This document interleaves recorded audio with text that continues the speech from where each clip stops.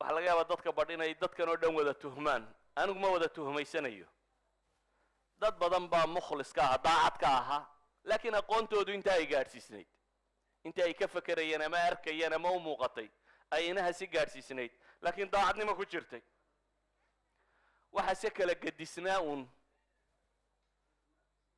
backgroundkooda ama munطalaqaadka fikriga ama meesha ay ka burqanayaan iyo afkaartooda xagga ay ka soo qaadanayaan oo maalan islaamiyiintu waxay rumaysnaayeen iyagoo aan islaamnimadooda ka tegin taariikhdoodii islaamigaa ku taxan oo dib ugu noqonaya identitygooda islaamiga ama islaamnimadooda muujisanaya inay mustaqbalkooda ku dhisaan oo xorriyadooda iyo midnimadooda iyo ummadda muslimiinta in la mideeyo inay saatan u socdaan su-aasha maanta isweydiinta le waxay tahay markaas haddii kooxihii soo maray taariikhda mucaasarka ah dhammaantood ay raadinayeen xorriyad ama gobonnimo nahd iyo horumar iyo waxda in taftiidka laga baxo saddexdii mushkiladood ee uu soo kordhiyey xilligii isticmaarku gumaysi takhalluf ama dib u dhac iyo googoyn dadka uu kala googooyu gumaysigu soo kordhiyey dadkii gumaystaha ka hortagoo dhamme waxay qaateen fikrada in la xoroobo in la midoobo in la horumaro soomaalida laakiin maanta iyaga su-aal baa u taallo ah bikulli atyaafihim isku daro saddexdii shay miyaynu ka tanaasulle midnimadii umamku ay raadcaynayeen inaguma waxaynu ku bedelay tamsiiq tuulaba tuulaha ka sii durugto qabiilba qabiil ha ka baxo reer waliba keligii ha istaago ma fikraddaasaynu ku bedelnay fikraddii qowmiyiintii iyo yasaariyiintii iyo islaamiyiintii iyo wuxuuba raadcaynayeen awal waxaynu raadinaynay ama saddexda kooxoodba waxay raadinayeen xornimo gobonnimo istiqlaaliya inay gaar isu taagaan ma waxaynu ku bedelanay dhammaanteen marka la isku daro inaynu gaal isku xoojinno iyo gaalu yeedhasho iyo mujtamaca duwaligii inuu kuu taliyo in lagu isticmaarsado mujtamaca duwaligaa sida tan yidhi caalamka una soo gaadha ciddan aynoo kaalaya wixii aynu raadcaynayna ahaa dadow naga taga annagaa tashanayne xorriyad baanu rabnaa istiqlaal baanu rabnaa ma waxaynu ku bedelnay dhammaanteen cagsiga inaynu u fakarno ah almujtamaci duwali wax la yidhaahdo mujtamaca duwaligaa waxaa inaga raba mujtamaca duwaligaa sidaa doonaya dunidu hayna soo gaadho waxay kooxaha horoo dhammi raadacaynayeen wax la yidhaahdo annahda horumar madumin iyo dagaal iyo digdig baa lagu bedelay idan bikulli lmandaq afkaartii qowmiga ahayd iyo tii yasaariga ahayd iyo tii islaamiga ahayd saddexda kooxoodba wixii ay doonayeen maanta ma taallo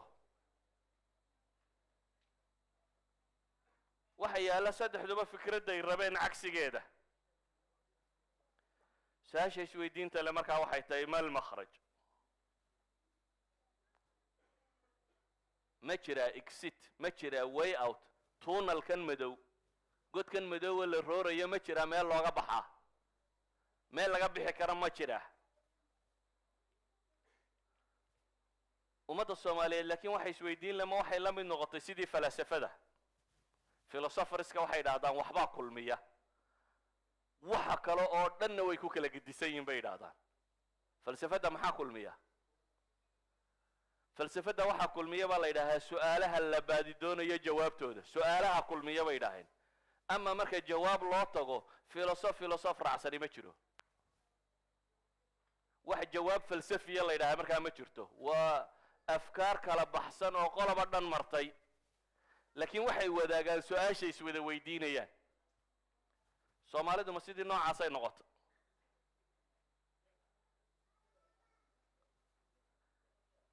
mid wax weyn uma arko mujtamaca duwaligii inuu rabo inuu ku saytareeya waa wax la fahmi karo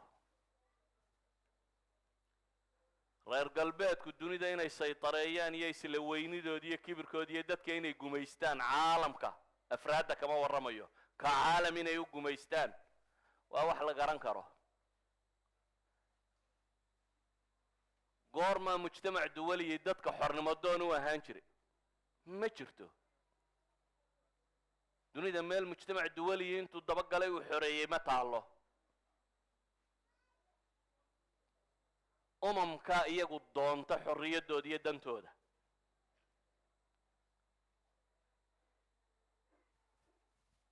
doontaada shiraaceeda dhanka aad u jeedinaysa aday kugu xidhantahay markaas. muslimiintu markay jabtayna ilaahay qur-aanka wuxuu ku yidhi qul huwa min cindi anfusikum. lama odhan khaalid baa farsamo yaqaan ahay oo dhabarka idinka jebiyey. lama odhan ciddan kalaa oo fardaa halkan ka baxay. waxaa loogu jawaabay qul huwa min cindi anfusikum. waa riyo dadka badh waxay isugu sheekaynayaan dunidaan rabin inaynu xorowno, gaalada rabta inaynu gumaysato, etoobiya rabta inay caynka inaga yeesho, kuwa kale dee dantooday wataan. qofku inuu dantiisa raacda wax lala yaabo maaha. war maxaad dantiina u raacanaysaan? aday garaaddarro kuu tahy inaad qof ku ashtakayso dantaada maxaad u daba socotaa? yaa responsible markaa? mujtamac duwaliya eed ma leh, ma responsibiliga ma aha. ethoobia inay danteeda raacato dhib uma arko, waa danteedii. igad inay danteeda raacato dhib uma arko, waa danteeda. cidda ay tahay inuu mas-uuliyaddiisa qaado, dantiisa raacdo, dadnimadiisa qaato, xorriyaddiisa baadi doono, istiqlaaliyaddiisa raadsado, midnimadiisa raadiyo, horumarkiisa raadceeya waa adiga. idan dadka kale shaqadoodii bay qabsanayaan. qof shaqadiisa haystaana ma ceebaysna. hadda iyo wakhtigay soomaaliya joogto waxaan leenahay wakhti badan oo qowmiyiin ay xagga sare joogeen way dhammaatay. wakhti yasaariyiin xagga sare joogeen way dhammaatay. wakhti qabaa'il iyo dad xoogani xagga sare joogeen way soo dhammaadeen. al'aan alislaamiyuuna cala almaxak. hadda waxa saaran ee su-aashu isweydiinta ka taagantahay waxa weeyaan qolada islaamka u nisbo sheeganaysa.